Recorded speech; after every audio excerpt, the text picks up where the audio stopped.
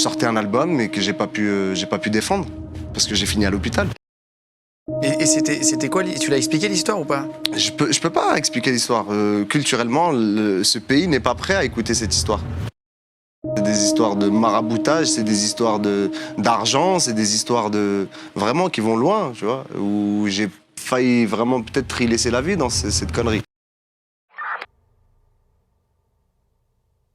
Salam alaikum la team, j'espère que vous allez bien. On se retrouve aujourd'hui pour une toute nouvelle vidéo après une courte période d'absence. Aujourd'hui, je vous propose de plonger au cœur même du conflit qui a opposé le rappeur à succès, l'artiste et sa petite protégée, Marwa Loud. Juste avant de commencer, je vous propose qu'on se mette en condition. Bon, maintenant qu'on est à l'aise, d'ailleurs, je vous conseille de faire comme moi, on peut commencer. Que s'est-il vraiment passé entre Marwa Loud et l'artiste? Dans mon souvenir, l'artiste était au top de sa carrière et était entouré d'une vraie équipe. Après avoir signé Marwa Loud dans son label, l'artiste s'est fait agresser en bas de chez lui et toute son équipe s'est retournée contre lui. Ils sont devenus l'équipe de Marwa Loud. L'artiste s'est fait de plus en plus discret, il ne s'est jamais réellement exprimé à ce sujet. Il y a eu beaucoup de rumeurs, mais jusqu'à présent, je n'y ai jamais vraiment prêté attention. Pour comprendre l'origine du conflit Marwa l'artiste, il faut replacer les choses dans leur époque et leur contexte. L'artiste est un rappeur, auteur, compositeur, interprète qui cartonne à l'international. Sexy raffine, sexy raffine, sexy raffine, sexy raffine. Chocolat, chocolat. Et tes victimes se comptent par centaines, pas la peine de tenter de m'assommer. Eu tô bem, tu também tá bem, todo mundo aqui tá bem, j'suis avec mon mec, tá tudo bem. 4 disques d'or, 4 disques de platine, un double disque de platine, 9 singles d'or, 5 singles de platine et 4 singles de diamant. Bébé, l'artiste est dans Miami, Bolingo. Il est beau celui-là. Incroyable. Il est beau gars, ça. Autant vous dire qu'il est au top de sa carrière. Il est la star de son propre label Purple Money, dans lequel il est associé avec son ami et frère de cœur qu'on appellera Monsieur R, depuis maintenant presque 7 ans. En 2017, l'artiste repère une jeune chanteuse qui commence à faire parler d'elle avec son premier single Temps perdu. Il s'agit de Marwa Loud.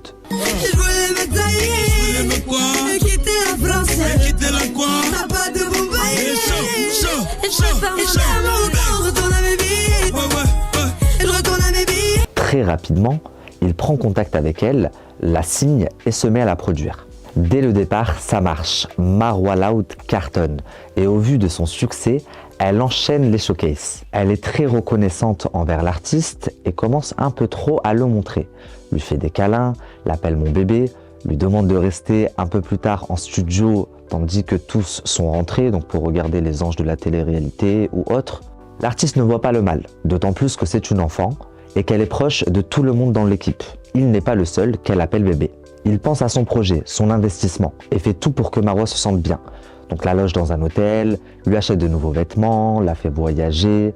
Après plusieurs mois à bosser sur l'album de Marwa, la femme de l'artiste, qu'on appellera Madame A, commence à lui faire des réflexions. Tu es producteur, tu n'es pas babysitter. Quand tout le monde rentre et que le studio ferme, il faut qu'elle fasse de même. Elle n'a pas à te demander de rester, dit-elle. D'autant plus qu'à ce moment-là, Madame A est enceinte.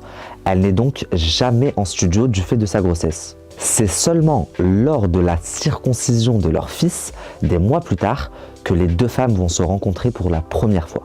Marwa va alors débarquer chez le couple à 1h30 du matin sans avoir été invitée. Après cette première rencontre précipitée, les deux femmes vont être amenées à se rencontrer assez souvent, notamment en studio. À chacune de leurs rencontres, Marwa installera un froid. Elle part dès que Madame A arrive, elle la regarde de travers. Un jour, alors que l'artiste est au saut à Marrakech en compagnie de toute son équipe, Marwa les rejoint. Elle le salue son associé Monsieur R, salue toute l'équipe, à l'exception de Madame A, la femme de l'artiste. La femme de l'artiste décide cette fois-ci de faire remarquer ce manque de respect à son mari. Pour l'artiste, c'est la goutte de trop. Il décide d'en faire part à son associé car lui est directement impliqué. Il s'agit de sa femme et de son artiste. Il demande donc à Monsieur R de remettre les pendules à l'heure à Marois. On est une grande famille. Toi, moi, ma femme, ta femme et toutes les personnes qui travaillent avec nous. Marois vient d'arriver. Il faut lui expliquer qu'il y a des choses qui ne se font pas. Si elle manque de respect à ma femme ou à la tienne, c'est comme si elle nous manquait de respect à nous. Elle est encore jeune, c'est le début de sa carrière, c'est à nous de lui apprendre. À la grande surprise de l'artiste, Monsieur R, son associé avec qui il a tout partagé, succès, joie, peine, doute, victoire, défaite, lui répond que ce n'est pas son problème et que lui n'a rien à dire à Marois. Pour l'artiste, c'est la douche froide.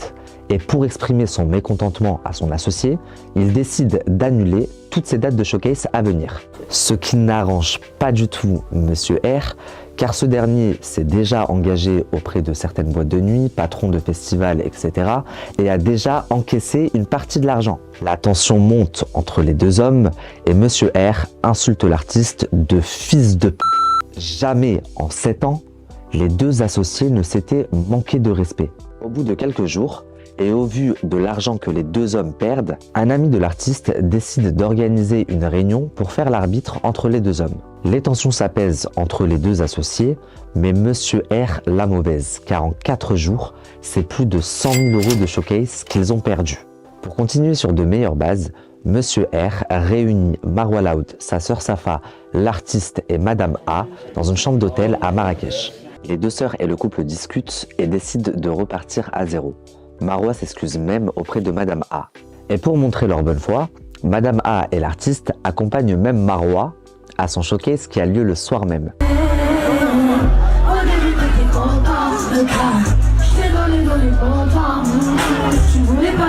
Madame A l'encourage, lui donne des petits conseils avant de monter sur scène. Tout prête à croire que la famille Purple Money repart de plus belle. Après le showcase de Marois, l'artiste a une super idée. Il veut recoller les morceaux et estime que tout le monde a besoin de se détendre. Il invite donc sa femme Marois Loud, LaGuardia, Afida et toute leur équipe à Amsterdam pour un super week-end. Seule Safa manque à l'appel.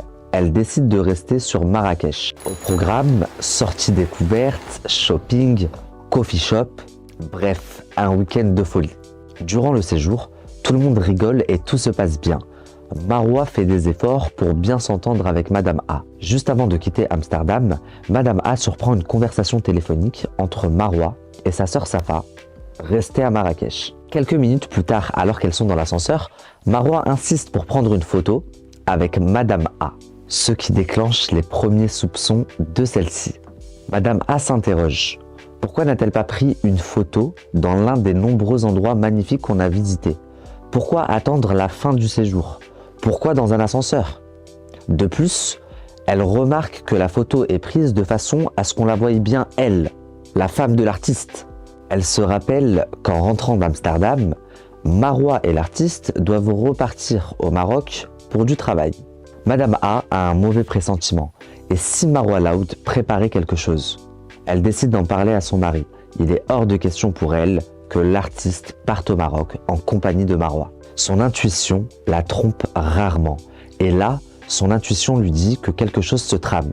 Le couple se prend la tête. Une dispute éclate. L'artiste ne comprend pas. Ils viennent de passer un super week-end à Amsterdam. Quel est le problème? Madame A ne veut rien savoir et elle obtient quand même gain de cause. C'est donc sans l'artiste que Marois Loud et son assistante Afida s'envoleront pour le Maroc.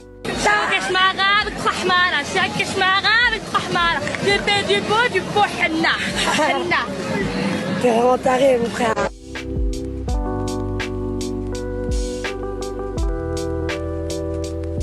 After him when you're the chase, you are the catch and he's the net. How quickly do we all forget to honor these small policies, my darling? You are the empress queen, man, respect or he'll neglect. You are... L'artiste, quant à lui, rentre en France avec sa femme et le reste de l'équipe. Arrivée en France, Madame A contacte une amie qui vit au Maroc. Elle lui demande si des détectives privés ou des agences existent là-bas, au Maroc. Sa copine confirme et la dirige vers une agence de détectives basée à Marrakech. Madame A prend contact avec l'agence dans l'anonymat la plus totale.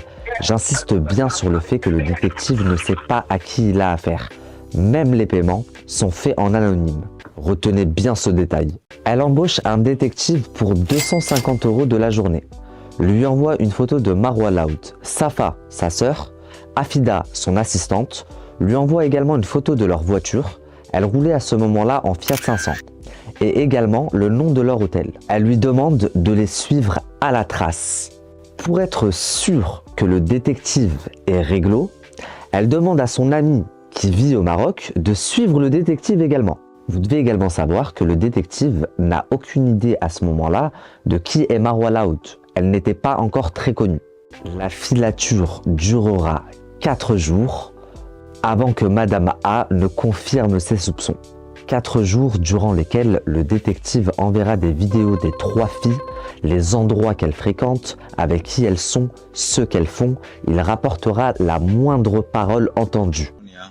شتي اما يلا طلقوا هذا الوفد الوزاري ها هو دايز ها هو شتي هما حابسيننا حنايا وهما زادوا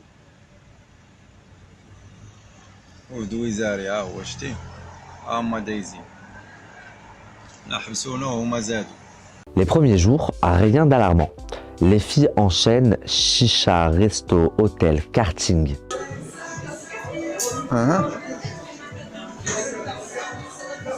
فوقاش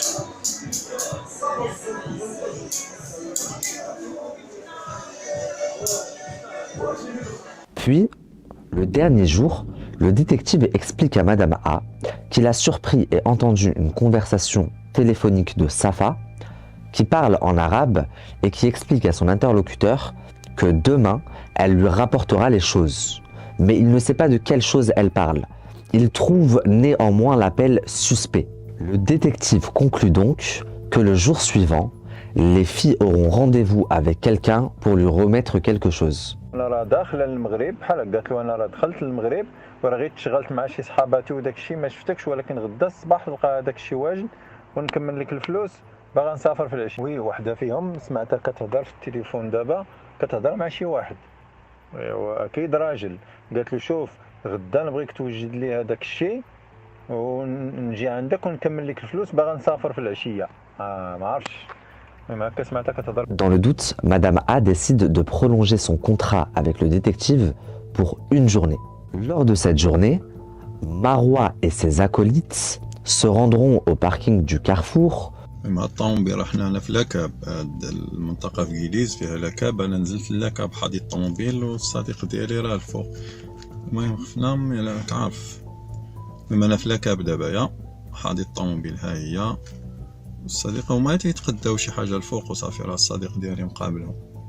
Puis, elles se dirigeront vers un quartier populaire.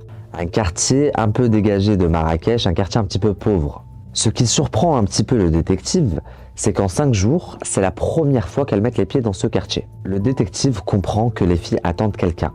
Soudain, une Porsche se dirige vers eux et se gare. Un homme descend de la voiture. Il s'agit de Monsieur C. Vous allez me dire qui est Monsieur C.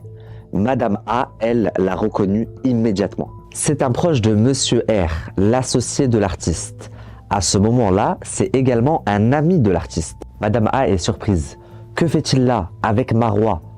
C'est d'autant plus surprenant que Monsieur R, l'associé de l'artiste, n'est pas présent. Et que l'artiste non plus. Le détective ne perd pas une miette de la scène. Et dans une vidéo qu'il envoie à Madame A, on entend Monsieur C dire aux filles, le mec est là, restez branchés.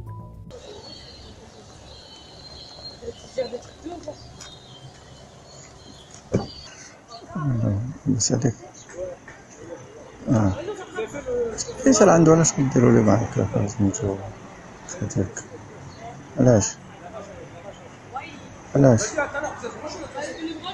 Chacun finit par repartir de son côté et un peu plus tard dans la journée, Safa, la sœur de Marwa, et Monsieur C se retrouvent dans les jardins du Sceau.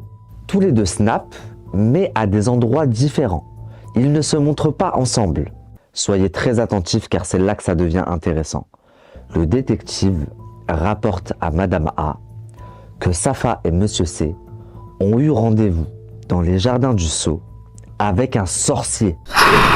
Il dit les avoir suivis et que l'homme qui était en leur compagnie, en compagnie de Monsieur C, est un sorcier puissant, qu'il le connaît car lui-même travaille avec. En effet, le détective explique que lui-même a recours à pas mal de sorciers pour rechercher des trésors. Vous devez vous dire, mais qu'est-ce qui lui arrive au Nabil Fix? Il a complètement pété les plombs.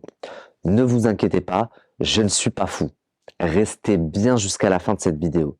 Madame A lui demande alors des preuves, car même si elle avait des doutes, pour l'instant, rien ne prouve que Marois est usé de sorcellerie. Peut-être que le détective cherchait à être embauché quelques jours supplémentaires et donc à soutirer plus d'argent. Mais d'un autre côté, pourquoi aurait-il parlé de sorcellerie, sachant qu'à ce moment-là, il ne sait pas qui l'a embauché ni pourquoi. Il y avait au moins 100 motifs pour engager un détective avant de penser à la sorcellerie. Mais le détective insiste. Safa et Monsieur C ont vu un sorcier. Le détective cherche à rassurer Madame A. Il lui dit qu'elle ne doit pas s'inquiéter, qu'il va appeler le sorcier, qu'il va l'enregistrer et que s'ils lui ont jeté un sort, elle va pouvoir être soignée. Le détective appelle donc le sorcier avec lequel il travaille. Il lui demande si un homme, un Français, accompagné d'une jeune fille, sont venus le voir. Le sorcier confirme et ajoute même qu'il n'y avait pas une jeune fille mais 2 jeunes filles en compagnie de Monsieur C. Il poursuit en expliquant que le groupe de Français sont venus pour faire des travaux, donc jeter un sort, faire du sihur comme on dit chez nous, à un certain Youssef, fils de Fatima.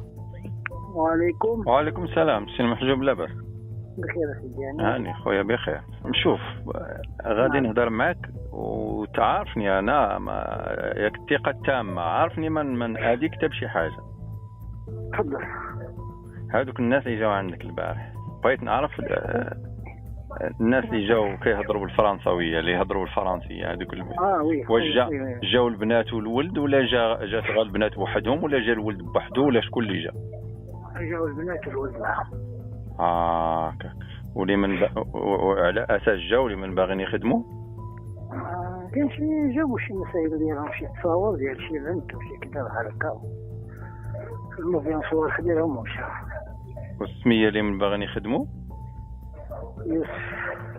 يوسف اش ولد من يوسف فاطمه يوسف ما سمعتكش ولد من فاطمه والتصاور باقيين عندك انت كتعرف هاد الحوايج ولو يكونوا عندي لا واش باقيين عندك لا شوف ما كانت شي حاجه نخلصوها لا والله ما اسمع غير اسمح لي خليني نهضر معك شوف اللهم صل على سيدنا الله يرضى عليك شوف اذا عطيتك شي حوايج ماشي ديالك حاول تعطيني شي حوايج ديالي وغير شوفني نقول لك والله ما تاديك حاجه على حسابي انا صلي على رسول الله اللهم صل على سيدنا محمد اللهم صل على عطيتك شي حاجه ماشي ديالك اعطيني شي حاجه ديالي صافي وفهمني الله يعطيك الله فهمني لا دابا شوف كامل اسمعني انا سائل دابا داكشي اللي غنفعك به ما كاينش عندي تصاور اللي هما عندي راه مداو البارح المهم شحال مداو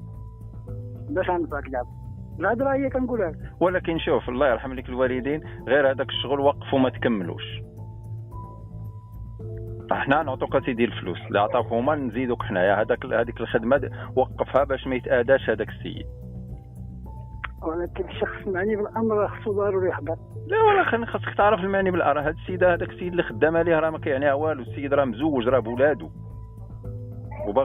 وباغا تاخذ السيد على مراته راه مزوج وبولادو وباغا تاخذو على مراته صاحبي السيد راه مزوج وعنده مراته وباغا تشدو على مراته المهم يكون خير ان شاء الله الله يجازيك بخير لا محتاج شي حاجه نجيبوها ما كاينش مشكل المهم اتصل بعدنا يلا امتى نشوفك امتى نهضر معك غدا ان شاء الله السلام عليكم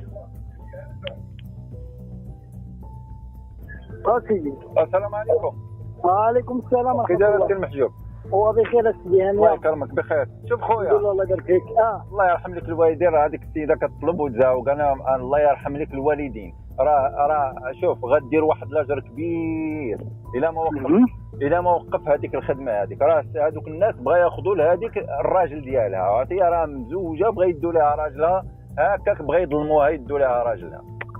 نعم انتقام، هذا عرفت هذا الحوايج. ايوا المهم انا غير باش نطرح لك ماشي كيفاش زعما نوقف هذه المسائل اللي كتقول لي يعني دابا؟ هذه المسائل انا الا نوقفها راه خصني نعطي الناس شغلهم، راه عاطيني 3500 درهم. ماشي مشكل وباقي تصاور كاين شي تصاور باقيين واحد. الله يرحم لك الوالدين. ولكن ما نصيرتهم لك تنسالي بهم الخدمه ديالي، تنوقف بهم المسائل. توقف بهم المسائل وتسالي بهم الخدمه. مرحبا يلا صافي يلا مرحبا خويا ونجيو ما تاديك شي حاجه صافي راك على يلا سير على مولانا. يلا السلام عليكم مرحبا يلا. C'est dans la boîte, le détective a tout enregistré. Il recontacte Madame A et lui demande si elle connaît un certain Youssef, fils de Fatima. Madame A n'en revient pas. Elle se décompose et a du mal à répondre. Il s'avère que son mari, l'artiste, s'appelle en réalité Youssef et que sa maman s'appelle Fatima. Mais comment a-t-il pu avoir cette information? Comment pouvait-il savoir que le mari de la dame avec qui il parle depuis presque une semaine s'appelle Youssef, sachant que elle ne lui a jamais donné son identité? Même les paiements en Western Union se font via des intermédiaires. Et la personne avec qui il parle au Maroc, donc la copine de Madame A, se présente à lui en tant que Myriam, mais ce n'est pas sa vraie identité. Madame A lui demande donc d'envoyer l'enregistrement. C'est une preuve. Le détective refuse dans un premier temps, puis se résout à lui envoyer. Il lui explique qu'ils ont affaire à un sorcier puissant et qu'il ne faut pas jouer avec lui. Il poursuit en expliquant qu'il a rempli sa part du contrat, qu'il n'irait pas plus loin et que même pour tout l'or du monde, il ne se mettrait pas ce sorcier à dos. Plus aucun doute pour Madame A. Cette fois-ci, elle détient une preuve. Elle décide d'en parler à son mari. Elle lui avoue tout. Elle a engagé un détective au Maroc pour suivre Marois, sa sœur et son assistante. Et ses craintes étaient bien fondées. L'artiste demande à sa femme le numéro du détective. Il l'appelle dans la foulée et lui fait une proposition. Il a besoin de parler directement avec le sorcier et d'être sûr à 100% que Monsieur C, qui est à ce moment-là son ami, et Marwa Laoud, la petite qu'il est en train de produire, lui ont jeté un sort. Il propose au détective 10 000 € en cash, directement donné à l'aéroport, en échange de le mener au sorcier. Le détective refuse catégoriquement. Même pour 1 million d'euros, il ne le ferait pas. Tout simplement parce que le sorcier ignore que le détective, qui est aussi son client, l'a enregistré à son insu. Et que si le sorcier était amené à le découvrir, il ruinerait la vie du détective ainsi que celle de sa famille. Le détective a peur. Alors imaginez-vous s'il mène l'artiste directement au sorcier. Il en est hors de question. En plus de refuser, il donne un conseil à l'artiste. Il lui dit de laisser tomber, de lâcher l'affaire, de ne pas rechercher ce sorcier, car lui et sa famille pourraient littéralement tout perdre. Bien loin de se décourager, c'est le côté marocain, l'artiste prend un avion direction Casablanca en compagnie de son associé Monsieur R. Lui et son associé ont besoin d'avoir le fin mot de cette histoire. Ils donnent rendez-vous au patron de l'agence de détective dans une chambre d'hôtel à Casablanca. Monsieur C les rejoint également. Les trois hommes s'entretiennent avec le patron de l'agence de détective. L'artiste explique toute l'histoire et montre les preuves rapportées par sa femme. Il demande au patron de convoquer et de faire venir le détective qui a été embauché par sa femme. Le patron est de bonne foi. Il confirme que cette histoire est vraie, que son employé lui en a parlé et qu'il s'agit bien de sorcellerie. Néanmoins, il explique que son employé ne lui a plus donné signe de vie depuis maintenant plusieurs jours et que celui-ci a démissionné. L'artiste demande alors au patron de l'agence de retrouver à tout prix son employé. Il faut à tout prix qu'il ait le fin mot de cette histoire. L'artiste donne au patron de l'agence 500 € en cash pour retrouver son ancien employé. Il lui promet également 10 000 € en liquide si celui-ci parvient à lui faire voir le sorcier qui lui a jeté un sort. Après que les trois hommes se soient entretenus avec le patron de l'agence, l'artiste prend contact avec un commissaire. C'est l'une des figures les plus importantes de la police à Marrakech. Il lui raconte donc son histoire et le commissaire ouvre une enquête. Quelques jours après, le patron de l'agence de détectives recontacte l'artiste. Il a enfin retrouvé son employé. Cerise sur le gâteau, ils peuvent même le mener, lui, son associé et Monsieur C directement chez le sorcier. L'artiste jubile. الله يجازيك بخير بغيتك انا شي وقيته بغيت نشوفوك ان شاء الله بغيت نجيب المدام عندك فهمتي ما فهمتش انا ديما نهار الخميس والاربع فهمتيني ديما تجي واحد الحاله في الدار عندي ما فهمت فيها حتى شي حاجه لا اله الا الله على عينك كذا في مراكش في مراكش الى الشرق وي عطيني واحد يومين ولا 3 ايام ان شاء الله ونعاود نتصل فيك ان شاء الله مرحبا فيك بارك الله فيك. Le jour du rendez-vous, le patron de l'agence appelle l'artiste. Il lui explique que malheureusement, ils ne vont pas pouvoir voir le sorcier, pour la simple et bonne raison que celui-ci a voyagé. Il a pris un avion et s'est envolé pour l'Égypte. Retenez bien ce détail car c'est important. L'associé de l'artiste perd patience. Il a l'impression qu'on le balade et que tout ceci est une mascarade, une conspiration pour faire virer Marwa Loud du label. Monsieur C, quant à lui, en profite pour se dédouaner. Il explique même vouloir porter plainte contre le détective et l'agence pour diffamation. Il est même prêt à faire une confrontation directe avec le détective qui les a suivis. Même si le sorcier a fui, entre guillemets, pour l'Égypte, il reste tout de même le détective qui a suivi Marwa Loud, sa sœur, son assistante et Monsieur C pendant 5 jours. Le détective en charge de l'affaire a donc été convoqué. Malheureusement, celui-ci refuse de se rendre à sa convocation.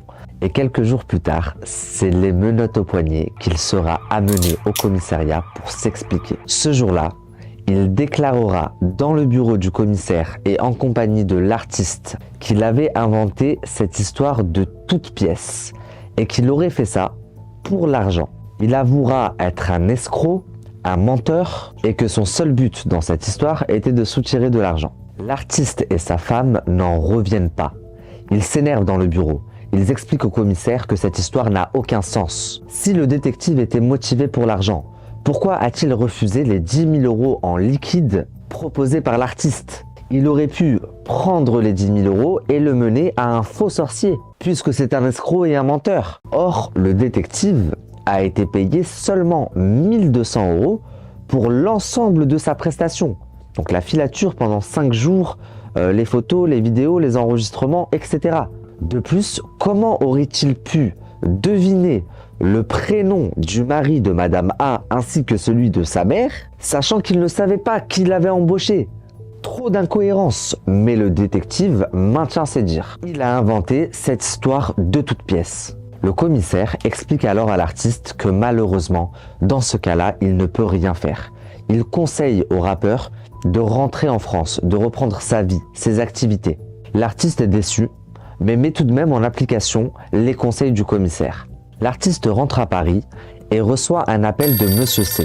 Ce dernier lui explique qu'il a reçu un coup de fil de son propriétaire, car le propriétaire de l'artiste est un ami de Monsieur C. C'est lui qui les a mis en lien. Il lui dit qu'il serait peut-être temps de payer le loyer, car l'artiste aurait 3 mois de retard. Ce à quoi l'artiste répond: dis au propriétaire de m'appeler directement et toi, supprime mon numéro par la même occasion.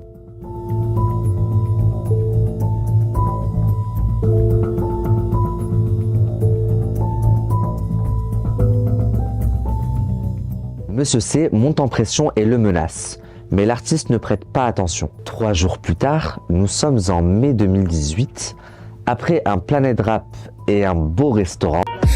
Que je parle en portugais, mon amour commence à se mesurer. Elle me rend fou, je suis torturé parce qu'elle sera censurée. Eu tô bem, tu também tá bem. Todo mundo aqui tá bem. Je suis avec mon mec, tá tudo bem. L'artiste se dirige vers son domicile. Il se fait interpeller par 8 hommes cagoulés et armés. Ses agresseurs lui demandent de les suivre un peu plus loin pour discuter. L'artiste reconnaît la totalité des 8 hommes.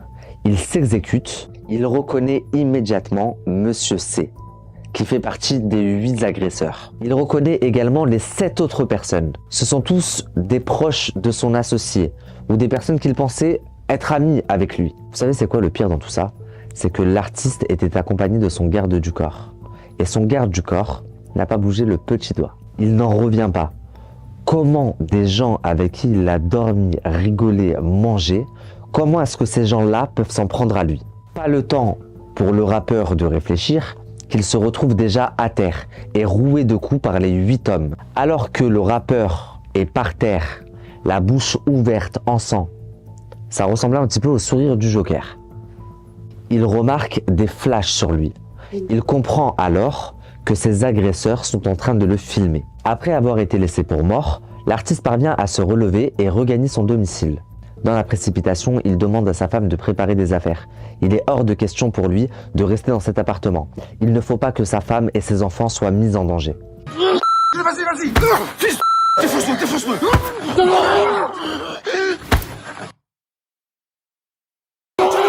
Vas-y.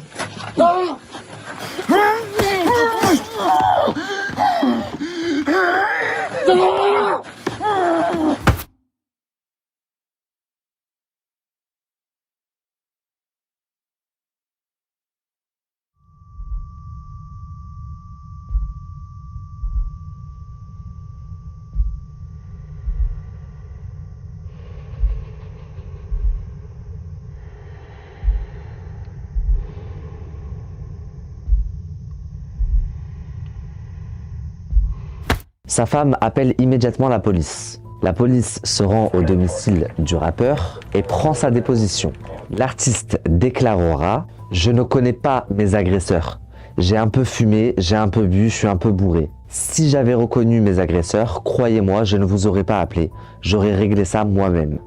Je fais de la musique, je suis connu, ce sont des choses fréquentes, ça arrive. » La police repart et quelques minutes plus tard, c'est le pseudo garde du corps de l'artiste qui monte, le récupère et l'emmène à l'hôpital militaire de Montreuil. Pendant que le médecin lui recoue la bouche, Monsieur R, son associé, arrive à l'hôpital. À peine rentré dans la chambre, il s'écrie « C'est toi aussi, t'ouvres trop de ta gueule !» L'artiste est dégoûté de son associé. Il ne le reconnaît plus. Il lui demande de quitter immédiatement la chambre. Après son hospitalisation, l'artiste postera une photo de lui complètement défiguré sur les réseaux sociaux. J'espère que vous allez bien. Moi, j'essaie de me rétablir. J'ai été pris à partie en bas de chez moi mardi soir, la famille. C'est pour ça que vous n'avez pas de nouvelles de moi depuis. J'ai été hospitalisé, maintenant ça va mieux. J'espère juste que vous vous portez bien. Je suis vraiment désolé pour tous les événements qui ont été annulés un peu. Et juste le temps de reprendre un peu de force. Je reviendrai peut-être, Inch'Allah. Prenez soin de vous d'ici là. Et au total, c'est 3 radios annulées, 3 Olympias annulées, 21 showcases annulés, un concert au Brésil, un en Argentine, un au Venezuela, un en Colombie et j'en passe.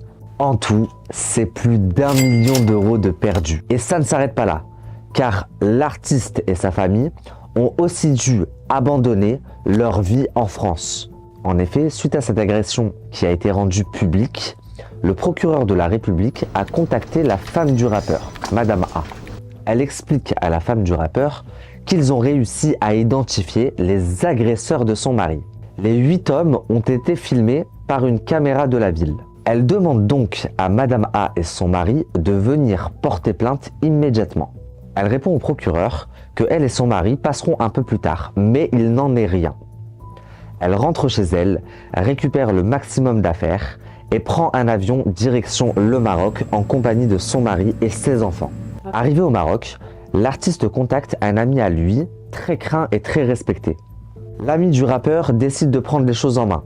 Il convoque donc l'associé de l'artiste, Monsieur R, à Marrakech pour que les 2 associés puissent mettre les choses au clair. Vont-ils continuer à travailler ensemble?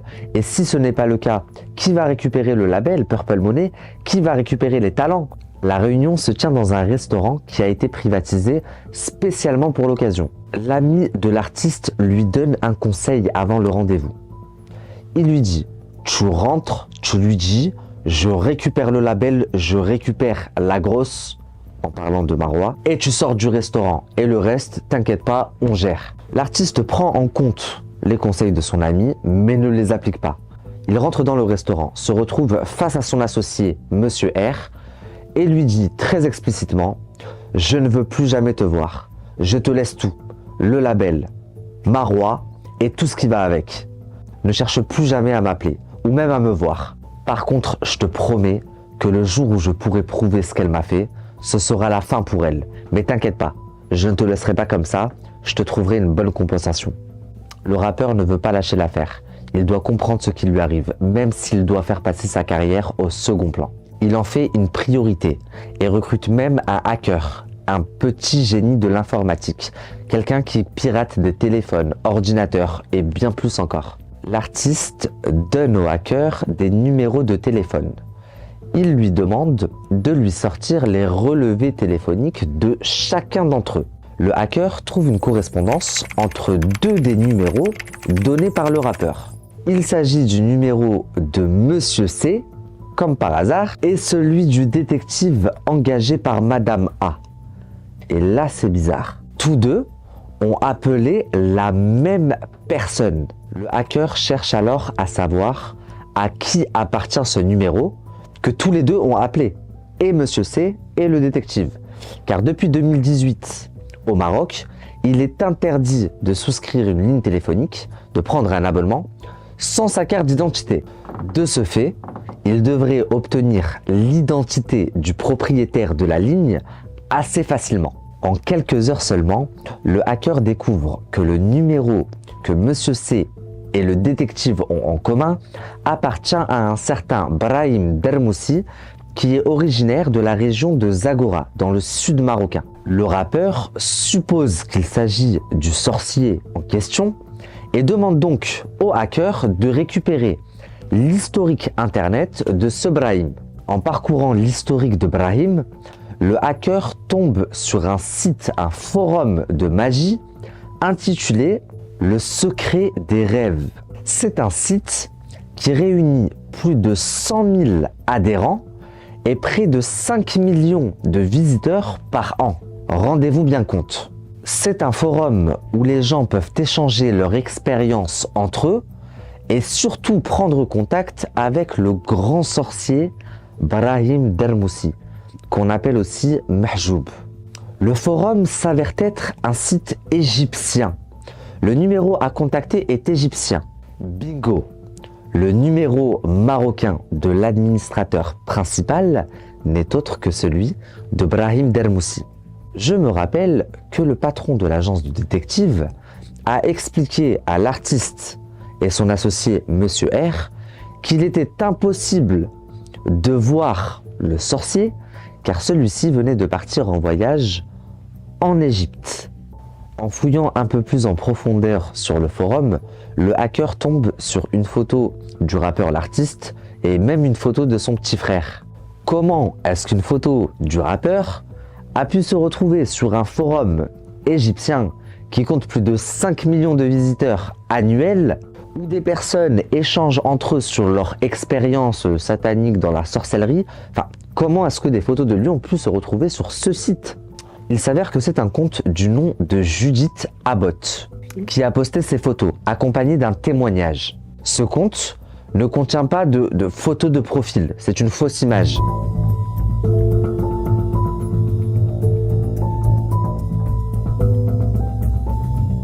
Le hacker explique à l'artiste que le sorcier, donc Brahim Dermoussi, a reçu sur le forum un message rattaché au numéro de Monsieur C, mais que c'est Safa, la sœur de Marois, qui aurait écrit avec son numéro.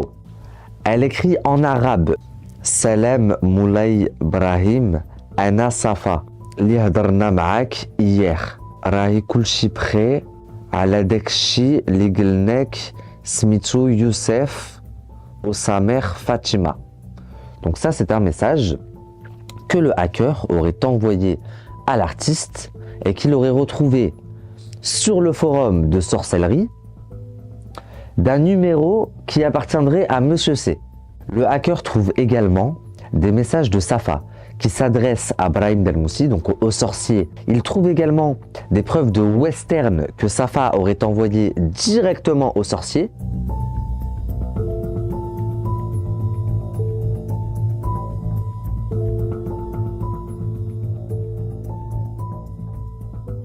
La famille, je vais vous demander d'être le plus attentif possible.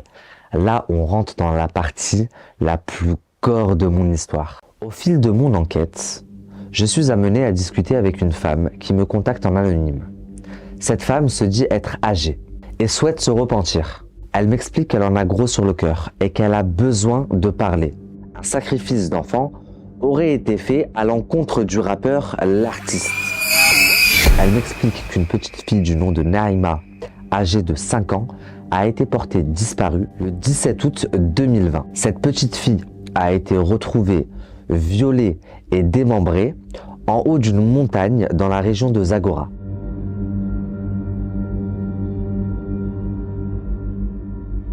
Région de Zagora qui, je le précise, est la région où est né et où a grandi Brahim Dermoussi.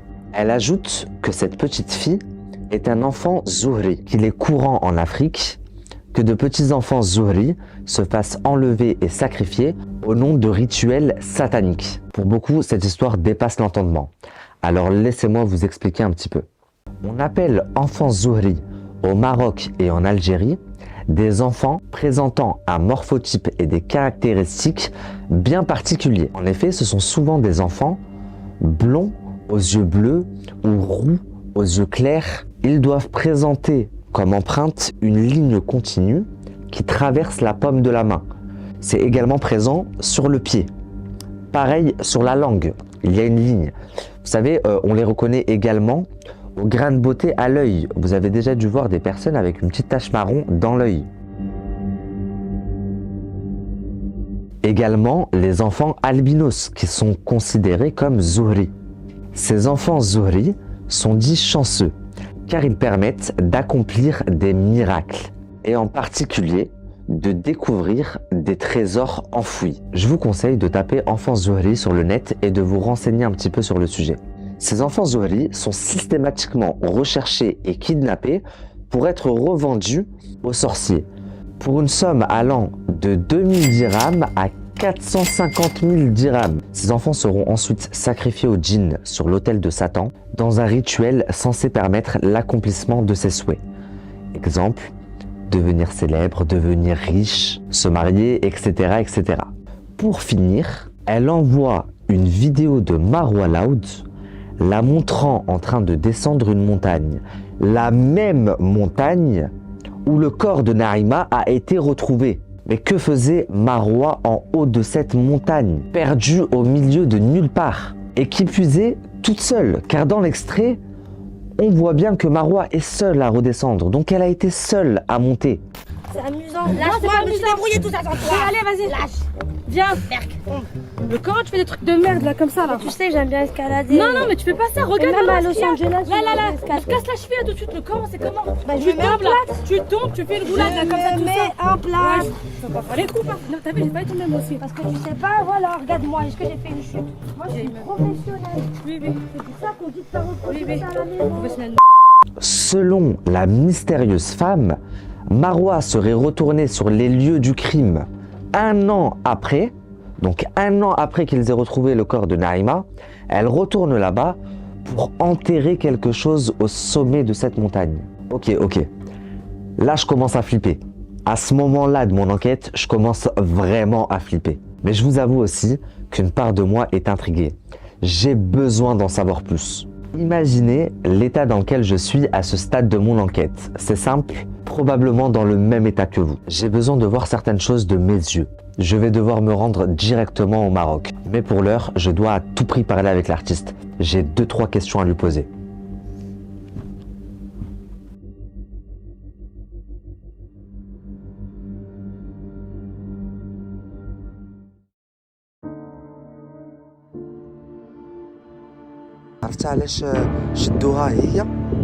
C'est le village de Naïma. Allah yarhamha. C'est dans cette montagne que la petite Naïma elle a été retrouvée? Ah oui, c'est ici qu'il a trouvé. Pourquoi il n'y a que des femmes qui vont se baigner là-bas? Parce que... L'enfant Zuhri, c'est un enfant avec des particularités physiques.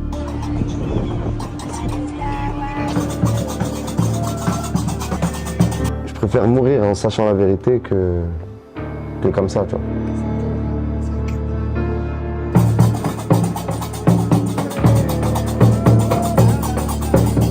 moi, si elle me ment à ce moment-là, c'est que vraiment, c'est que la personne avec qui je partage ma vie cherche à me nuire. Non, non, c'est bon, j'ai changé d'avis. J'ai changé d'avis. Tu veux pas? Là, ça fait rien.